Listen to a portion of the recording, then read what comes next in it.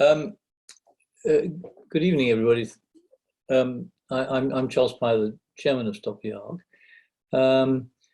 What we thought was that questions would be best posted as either to me or as a chat on the Zoom app. But as we haven't got any questions at the moment, if somebody would like to put a hand up, that would also be feasible. I think in some of the chat that we've just seen, there's been obviously a lot of interest in William's data on the railway. And I think that I can take some of that as being the surprise, if you like, that we're not furiously in favour of a railway, which on the face of it, we would all like to see. So could I ask the first question, perhaps, William, to you, which is are we trying to build the wrong product here? Is there something that would be a tram or a light railway or something which would be massively less costly, but which would serve some of the functions?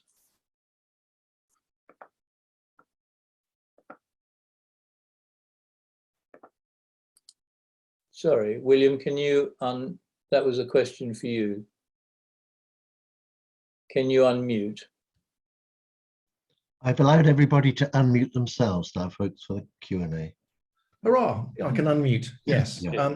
So the question is there a better kind of thing that one can do instead of the East West Railway? I think is that right, or there's sort of. Well, it was more about the. I mean, you know, there are trams in cities. There are trams that occasionally go out of a city. Is there such a product which requires massively less infrastructure because it requires massively less earthworks and the like that would solve some of the first minute, last minute issues, and also help with mass transit across the Ark? Yeah, I mean, I think one of the things I said in my presentation was that it's better if you coordinate the transport infrastructure and where people work and where the housing is, because that way you can reduce the first and last mile issue for more people. And so the frustration has been that East West Rail, when you ask them, they just said, well, I don't know about the housing plan. You need to speak to the local authority, or you need to speak to the Ministry of Housing. This goes back to one of David's slides about who's in charge of all this, and there just seems to be not enough coordination going on. One of the other things that East West Rail say is that in their model for the demand, 70% of the demand is actually local, so people trying to get from home to the nearest city for where they work. So it does seem like that there is some demand for maybe more demand for getting into the nearest city. I think the other thing is just there's a problem with railways being so incredibly expensive. Well, that's my point. I mean, are trams or something? I mean, is there a light railway? Is there such a product? Yeah. I don't know. Yeah, no, there are. I mean, there's around the world definitely are. Yeah, and so I'm sure that is anything that doesn't require this kind of these enormous earthworks to everywhere to get over all the roads and rivers and stuff. So yeah, I think that there are lots of possibilities, so it just I can't understand how this one works, as I've explained, and East West Rail haven't either. Okay, I have got one question. Alan, you've got your hand up. Hi, thanks. Yeah, this is to William Harold. I don't know if you're going to kind of publish the figures you put up, but I found many of them wrong and misleading. For a start, you talked about the gravity model, which is, as you say, a sort of commonly used model, but you ignored the largest settlement in the Ark, i.e. Milton Keynes, and only looked at journeys between Oxford and Cambridge. Now, we've always known that there would be very few of those, that most of the journeys on East West Rail would be journeys such as Oxford Milton Keynes or Bedford Cambridge, that sort of journey, but you didn't look at those, yet those are likely to be the most likely ones. In your looking at generalised journey times from that recent East West Rail report, you derived the time for Oxford to Cambridge by adding together an Oxford Bedford time and a Bedford Cambridge time. But that's wrong, because that will have two waits, as it were, for a train, whereas if it's one continuous train, you won't get that. So I think that your figures are wrong and your method of coming to them. So I think, therefore, your conclusions also need to be questioned as well. So are you going to publish that so we can go through it in more detail? Yeah, certainly. I think that I didn't only talk about Oxford to Cambridge. I also published all the other links that were in the Network Rail report. So there were 6 numbers there, not just Oxford to Cambridge. The reason I focused on the Oxford to Cambridge one was that I was able to compare that with the only figure that East West Rail have actually published, which is the Oxford to Cambridge one. So it's the only way I could get a comparison between what Network Rail was saying and what East West Rail had published. I think what you said about being able to, I've double counted getting on at Bedford. I think that's right. So I need to make an adjustment there. So thank you for that. I think that it won't make a huge difference to the answer, but I think that's a good point. Yeah, I'll need to think about how to kind of publish the numbers, maybe on the Cambridge Approaches blog. Whatever works. But thanks for your input. Sue Roberts, you have a question, I think. Thank you. So David King, former chief scientist, says we've got 2 to 3 years to turn things around before we descend into utter climate chaos. And normally I think about housing and whether it should be being built or not. And I've now started to focus. I used to care a lot about how much fuel was being used in the houses once they've been built, because they're not zero carbon. But now I'm focusing entirely on the construction costs, carbon costs, because they are so vast. So each house causes the release of 100 to 200 tons of carbon dioxide. If it were 100 tons, it would take 5,000 trees, mature trees, to absorb that in the year in which it's built. If you were to build 300,000 houses a year, that means half of the trees in the whole of the UK would have to work full time on absorbing the construction costs of the houses being built in England alone.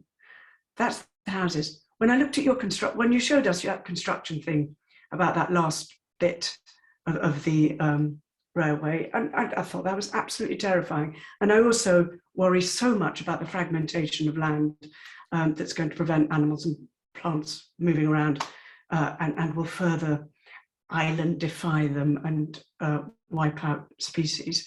You do make it look very impenetrable, the barrier that the railway would produce. So I really sympathise with Ellie Crane, who's been battling for the railway in the chat, because of course we all always thought that railways were the best answer.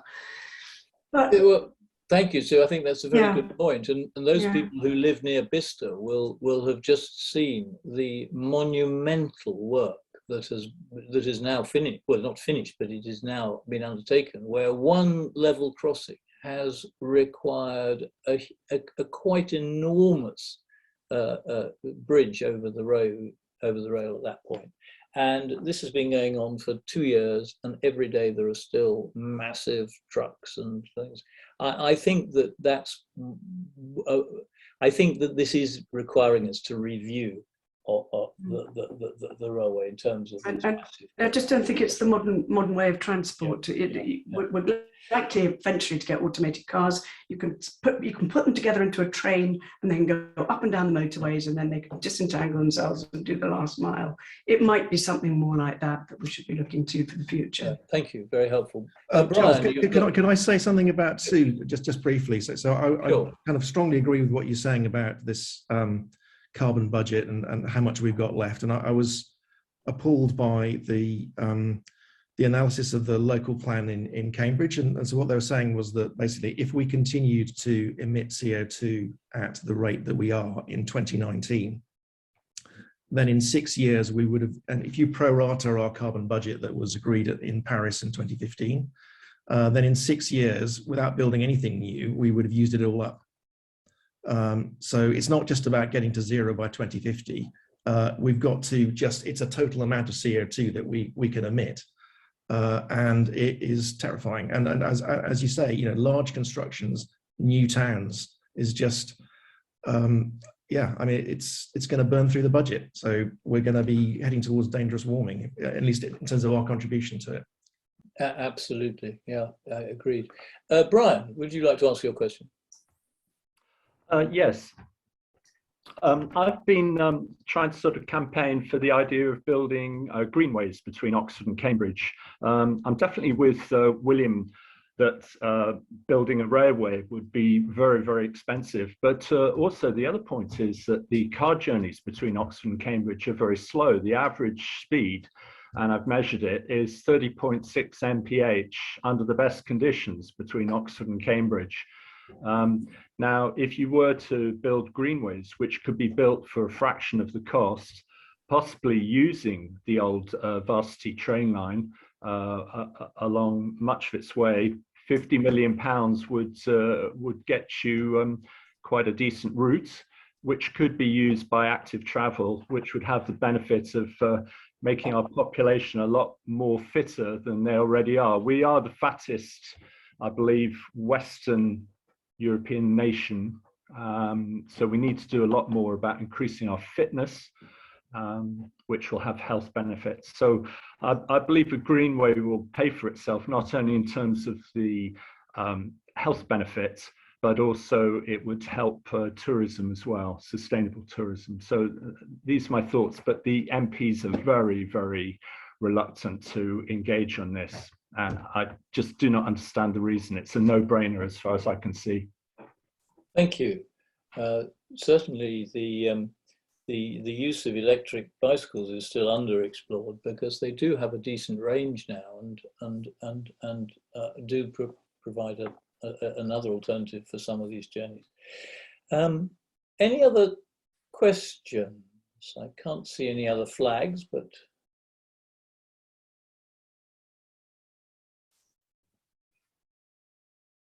is that? Have we satiated your curiosity? May I ask a question? I did pop it in the chat. I'd be interested in understanding what people's views are with regard to the current incumbent of number 10 and the political climate on the bigger stage. Do we think that that is likely to have any impact at all, whoever ends up in number 10? Or do we think that the power and the people we need to influence are really beyond local, or sorry, central government now? Hi, I've just written something in the chat, but just to expand it a bit further. I don't think number 10 will become interested again unless the political profile of the ARC changes significantly. At the moment, most of the feedback from most of the things the ARC is talking about are fairly toxic for local MPs, hence the Steve Bakers of this world and so on, pushing for the Westminster Hall debate, and particularly for their constituents. And the evidence from things like the Chesham and Amersham by-election is that people will vote against development, particularly when they can see it large scale on their doorstep. So given that, I think irrespective of who the incumbent of number 10 is, they will leave the ARC very much alone. And therefore it will largely become Mr. Gove's problem, or potentially therefore his successor if things move round. And hence the current flavour of wanting to push the problem back down to the local authorities so they can fight the politics of it. Other people may have a different view, but I don't see it being I don't think anybody in number 10 at the moment thinks it's either a vote winner or something that is particularly useful for distracting from Partygate or whatever their current problems are. Thank you.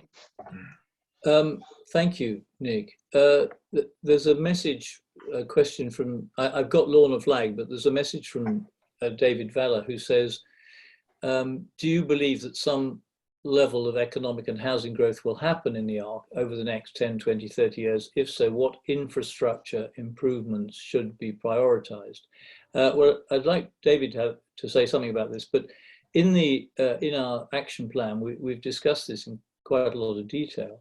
And certainly one of the key issues is how many houses do we really need, and how you measure that, what algorithm you use, and how that gets plugged into planning applications. Because of course, we shoot ourselves in the foot if we say there should be no growth. There should be some growth, but it should be what is required, and it should be equal to what everybody else is getting across the country, especially in relationship to the levelling up agenda.